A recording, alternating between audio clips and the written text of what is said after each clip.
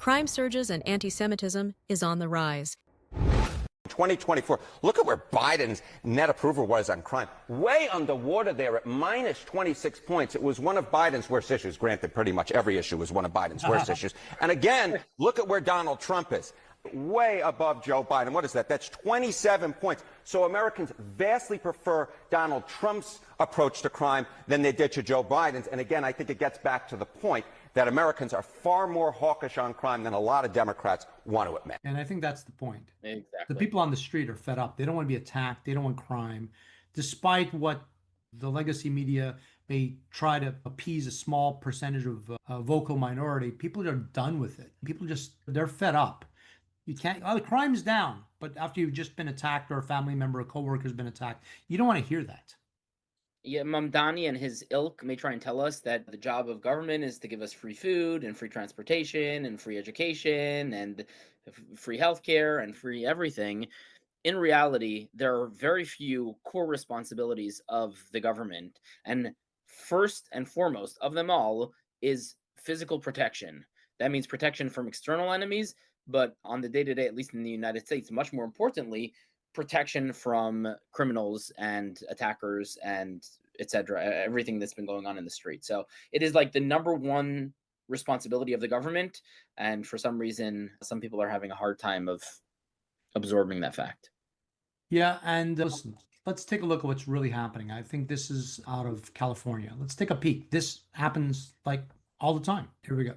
Sudden burst of young thieves as 24 kids take over the Chevron station in Lincoln Heights. Just ambushed the store and ransacked it pretty much. Owner Jerry Salib says it happened in an instant. You can see the young boys grabbing boxes full of candy, as many chips as they could carry, even cases of beer. Salib says they got away with more than $1,200 worth of goods. When it's a gang of them at 24, 25 people, it's like an organized crime type of situation. Like, those 25 kids could easily overpower my cashier. And thankfully, the cashier wasn't injured. The drama erupting Thursday evening at Daly and Mission. You can see the thieves ride up on their bikes and scooters and run in. So many packing into the small store, they were running into each other in the chaos of their crime. Targeted and organized, premeditated, organized.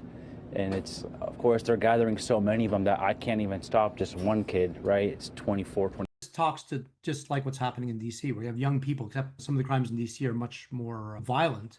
But this is insane. This is just like people are just coming in. It's a free-for-all. What are they going to do next? Just start going to people's homes? Yeah, so two things that they're utilizing here. First is swarm tactics, right? If you just overwhelm, even if there were defenses, right? If you overwhelm those defenses, you come in with a huge group. It's just, there's nothing the owner could do. The reason that this is happening is because that this is not these criminals' first rodeo, right? They've been doing this for weeks and months every single day, right? The problem is that they're not arrested, and when they are arrested, they're released with no bail instead of being placed in jail and not leaving. Like, some criminals belong in jail. The second thing is California's law that they don't prosecute any crimes beneath $1,000. So these people can't even be prosecuted. They basically legalized theft below $1,000. I don't know if that's still on the books. There was a referendum to try to get rid of that. So I don't.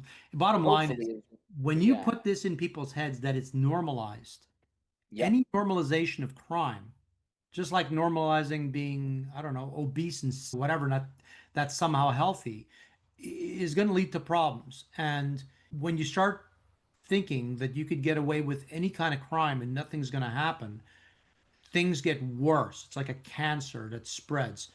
Let's take a look at a serious sort of offshoot of people believing they can be as brazen. Let's take a look. Here's a story you have likely not heard about today. In Clayton, Missouri, a fancy suburb of St. Louis, 3 cars were firebombed overnight. Think about that. The attack reportedly targeted a Jewish family with ties to the IDF, and death to the IDF was spray painted on the road. Obviously, it's being investigated as a hate crime, and it's just another in a trend of anti-Jewish incidents in America after October 7th. New FBI crime data is out from last year. Of the hate crimes, the anti-religious hate crimes that have been committed, nearly 70% were anti-Jewish, despite Jews making up just 2.4% of the population. Only 9% of hate crimes were anti-Muslim, but everybody wants to talk about all hate crimes being bad. Of the Jews killed in hate crimes, they were all carried out by those on the left, not right, like the couple killed at the Israeli embassy in D.C. earlier this year. The vast majority of attacks against Jews are from the left, not the right. That's why nobody cares. Violence from the left against Jews, violence against Jews is somehow ignored. Imagine if these were the cars of a black family with some other kind of graffiti. Really. Think of the rightful outrage. Where is that outrage now? The coverage would have been very different. You certainly would have heard it by now. Every network morning show would be in St. Louis tomorrow because the victims are Jewish. Nobody cares. In fact, the only reason we know that the graffiti said death to the IDF is because a local news station flew their drone over it. The Clayton police didn't even put it in the press release. Maybe they didn't want to upset the progressive left that lives in Clayton, Missouri. Firebombing Jews is what happened in Nazi Germany on the night of Kristallnacht when Hitler Youth looted and burned Jewish businesses. It's pretty similar. Jewish businesses looted and burned, the cars of a Jewish family burned. Over the past few years, the progressive left kept telling us that silence is violence.